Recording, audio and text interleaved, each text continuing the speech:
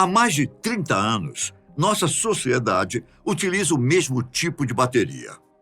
Todos sabemos que nossas vidas, muitas vezes, dependem dessas pequenas cápsulas de energia, como os nossos smartphones, notebooks, automóveis e chaves eletrônicas, detectores de fumaça, equipamentos médicos e por aí vai. Mas e se eu lhe dissesse que uma tecnologia aparentemente simples, mas anteriormente fora do nosso alcance, agora está prestes a mudar nossas vidas para sempre? Isso não é exagero não, viu? No final deste vídeo você descobrirá por que não podemos continuar a usar nossas baterias atuais por muito mais tempo e a substituição inacreditável que mudará a maneira como você e eu vivemos. E quando falo isso, não estou te anunciando sobre uma bateria com vida útil prolongada, não, viu? Pois esta nova tecnologia pode nos surpreender ainda mais.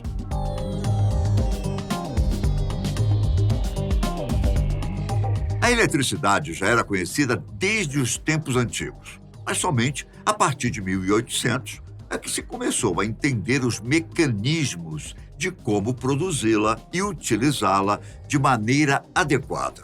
A primeira bateria que se tem notícia foi encontrada perto de Bagdá, durante a construção de uma ferrovia em 1936. Trata-se de uma jarra de barro que provavelmente era preenchida com uma solução de vinagre, onde se colocava uma haste de ferro dentro de um cilindro de cobre. O pote de barro de Bagdá. Primeiramente, deixa eu te apresentar este pote de barro com cerca de 2.000 anos. Uma das descobertas mais importantes da história da humanidade. Este artefato foi encontrado com outras importantes relíquias arqueológicas em 1936, na região de Bagdá, no Iraque. Após ter sido escavado, o pote e uma série de objetos bastante curiosos permaneceram intocados no acervo do então Museu de Antiguidades de Bagdá, atualmente Museu Nacional do Iraque, ao longo de 2 anos. Estes objetos tratavam-se de receptáculos de argila encontrados em uma expedição no sudeste de Bagdali, área conhecida também como Kujut Rabu, detentora de diversas características particulares, somente reveladas com a descrição publicada em estudo de 1938 do arqueólogo alemão e diretor do museu, William Koenig. O arqueólogo declarou que esses artefatos possuíam clara corrosão por ácidos em seu interior, que compartilhava espaço com um tubo interno feito em cobre e um tampo superior de betume, concluindo que estes elementos do pote, em conjunto, poderiam ser ferramentas para a fabricação de pequenas correntes elétricas. O artefato foi então apelidado de Bateria de Bagdá. Ainda segundo o arqueólogo alemão, as partes que compunham o objeto são as mesmas necessárias atualmente para realizar a galvanização, processo que teria sido usado para folhear talheres em prata, ouro ou cobre. Ou seja, essa suposta bateria, datada aproximadamente há 200 anos antes de Cristo, é constituída de um pequeno vaso de barro, argila, no qual foram instalados um tubo de cobre, uma barra de ferro, aparentemente corroída por ácido, segundo o arqueólogo, e uma tampa de betume, que poderíamos associar ao asfalto que conhecemos hoje em dia. Koenig realizou testes com sucos ácidos e vinagre e concluiu que a reação seria possível, portanto o vaso seria capaz de produzir 1 volt de eletricidade. O mecanismo usado pelos antigos seria encher o vaso com alguma substância ácida eletrolítica, como o suco ou vinagre, que, portanto, produziria uma corrente elétrica em interação com o cobre. Mas Como seria realmente possível utilizar a eletricidade que o arqueólogo afirmou poder ser produzida naqueles vasos? A maioria dos pesquisadores que realizaram essa teoria compreendem que não há evidências dessa possibilidade. Alguns pesquisadores explicam que o betume seria uma péssima escolha de tampo para uma célula galvanizadora, uma vez que é isolante eletricamente. Dessa forma, independentemente da capacidade do interior de produzir baixas cargas, seria impossível ter acesso a esse produto. Bom, mas então, onde teriam sido galvanizados os talheres folheados em metais preciosos descobertos nesta região? Paul Craddock, especialista em metalurgia do Oriente Médio no Museu Britânico, concluiu que nenhum processo elétrico foi necessário para folhear os metais, como os talheres folheados a ouro ou outro metal precioso.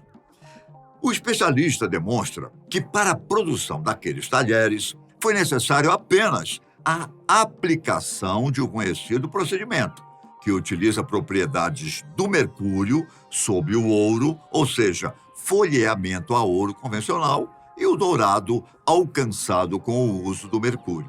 Mesmo com estes questionamentos, muitos arqueólogos de carreira, leitores profissionais e críticos do passado ainda consideram a proposição das baterias de Bagdá. No entanto, após as guerras na região do Iraque em 2003, o objeto se perdeu, dificultando ainda mais as pesquisas arqueológicas sobre esta suposta pilha. Baterias.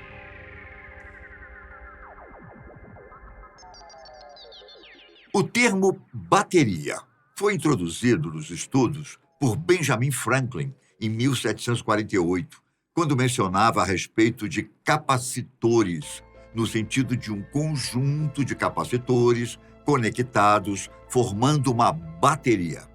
Conhecido como o inventor do para-raios, o norte-americano Benjamin Franklin também foi diplomata, escritor, jornalista, filósofo, político, além de cientista.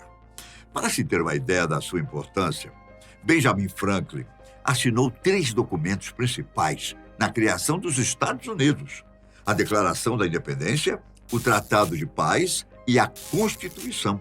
E, como cientista, investigou e interpretou o fenômeno elétrico da carga positiva e negativa, pesquisa que o levou mais tarde à invenção do para-raios.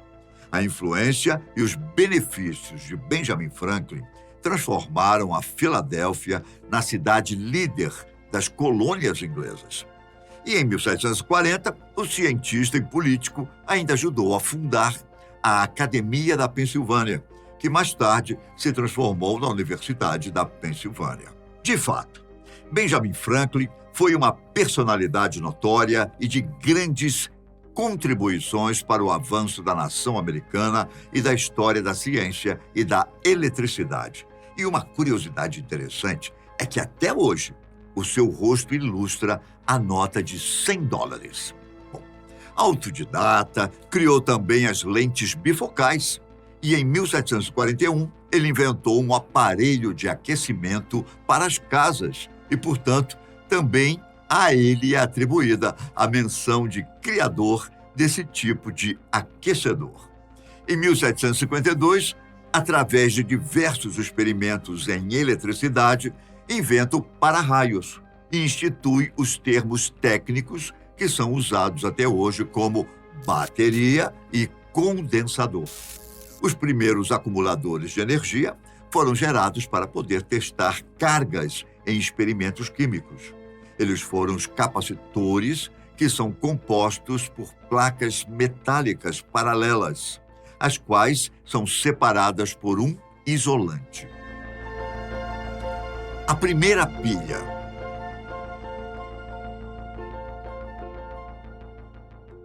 Em 1800, Alessandro Volta, físico e cientista italiano, empilhou discos alternados de zinco e cobre separados por um papelão embebido de salmoura para criar uma pilha voltaica. Esta foi a primeira bateria elétrica contínua do mundo. A pilha voltaica possibilitou que os estudiosos aplicassem eletricidade em seus experimentos químicos.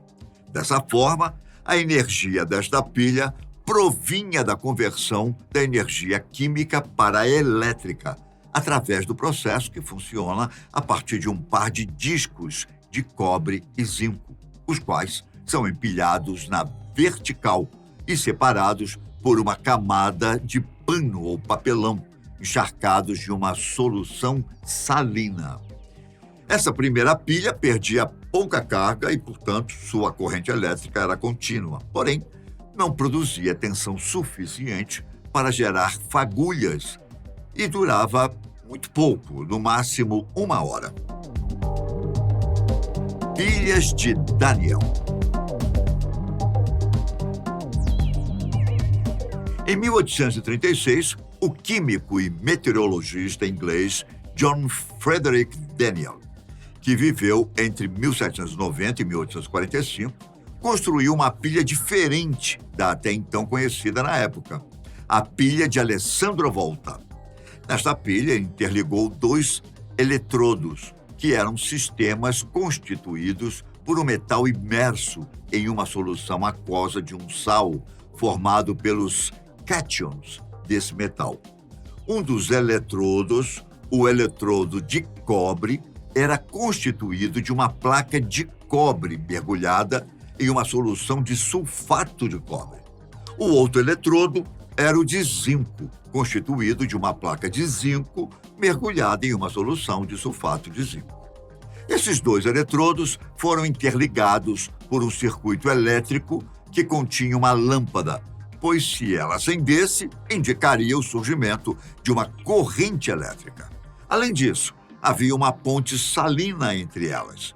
Essa ponte era constituída de um tubo de vidro em U, contendo uma solução aquosa concentrada de um sal bastante solúvel, como o cloreto de potássio.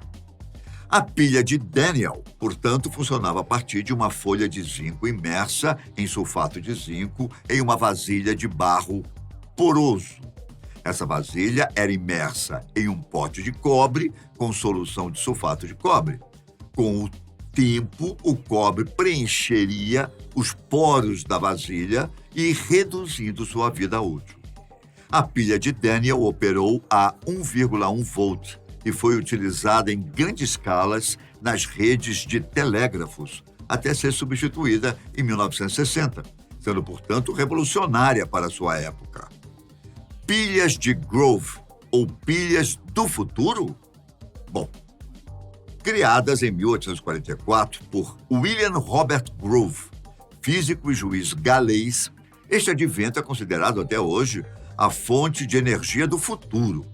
Grove foi responsável em desenvolver a primeira célula de combustível do mundo. Essa pilha liberava uma corrente alta, com quase o dobro da tensão da pilha de Daniell. Porém, liberava uma fumaça tóxica, de óxido nítrico. Foi a bateria preferida da rede americana de telégrafos, sendo feita com uma placa de zinco imersa em ácido sulfúrico, separada por uma barreira porosa de outra solução, feita de uma placa de platina imersa em ácido nítrico. A primeira bateria recarregável. Bom, em 1859, o físico francês Gaston Planté inventou a primeira bateria recarregável à base de chumbo e ácido, que se tornou o primeiro tipo de bateria recarregável a ser comercializado. Planté estudou a polarização entre 2 eletrodos idênticos imersos em solução aquosa diluída de ácido sulfúrico. Ele investigou diferentes eletrodos, incluindo o de prata, chumbo, estanho, cobre, ouro, platina e alumínio. E em 26 de março de 1860, Gaston Planté demonstrou perante a Academia Francesa de Ciências a primeira bateria recarregável de chumbo ácido, composta por 9 células alojadas em uma caixa de proteção, com os terminais conectados em paralelo, e apresentou uma palestra intitulada Nova Bateria Secundária de Grande Potência. Esse trabalho foi praticamente a certidão de nascimento da bateria de chumbo ácido. A bateria de chumbo ácido é constituída de 2 eletrodos, um de chumbo e o outro de dióxido de chumbo, ambos mergulhados em uma solução de ácido sulfúrico. Esta célula é capaz de produzir 2 volts. Associando-se várias células em série, conseguem-se tensões maiores, como, por exemplo, 12 volts, que é a tensão mais comum nas baterias de carros. Para recarregar a bateria, conecta-se uma fonte de corrente contínua nos 2 eletrodos, o que resulta na inversão das reações químicas. Neste processo, o ácido sulfúrico é recuperado. Com o passar do tempo, a bateria de chumbo ácido evolui e hoje temos as baterias de chumbo seladas, VRLA, bateria de chumbo ácido regulada por válvula, ou bateria de gel, que é um tipo de bateria de chumbo ácido livre de manutenção. Por ser selada, pode estar em ambientes fechados, pois não libera gases nocivos. Estas baterias são muito utilizadas em sistemas de alarme, geração de energia eólica, luz de emergência, telecomunicações e brinquedos elétricos. Bateria de lítio.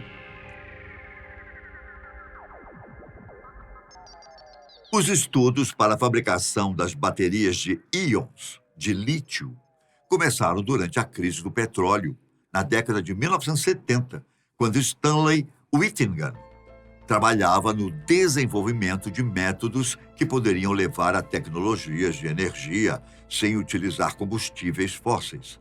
Ele começou a desenvolver uma bateria com um cátodo, polo positivo, feito de sulfeto de titânio, ou sulfeto de titânio, e o ânodo, polo negativo, de lítio metálico, que possui um forte impulso para liberar elétrons.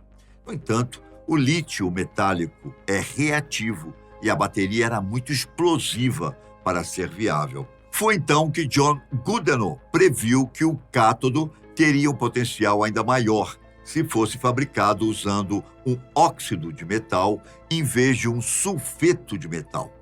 Em 1980, ele demonstrou que o óxido de cobalto com íons de lítio interligados poderiam produzir até 4 volts, avanço importante que levaria as baterias muito mais poderosas. Então, foi a vez de Akira Yoshino se envolver na invenção e, tendo o cátodo de Goodenough como base, criou a primeira bateria comercialmente viável de íons de lítio em 1985.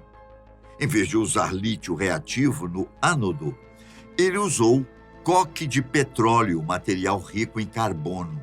O resultado foi uma bateria leve e resistente que poderia ser carregada centenas de vezes antes que seu desempenho se deteriorasse. O comitê responsável pela seleção dos vencedores do Prêmio Nobel de 2019, que premiou os 3 vencedores, John B. Goodenough, M. Stanley Whittingham e Akira Yoshino, pelo desenvolvimento de baterias de íon de lítio, hoje usadas em celulares, notebooks e carros elétricos.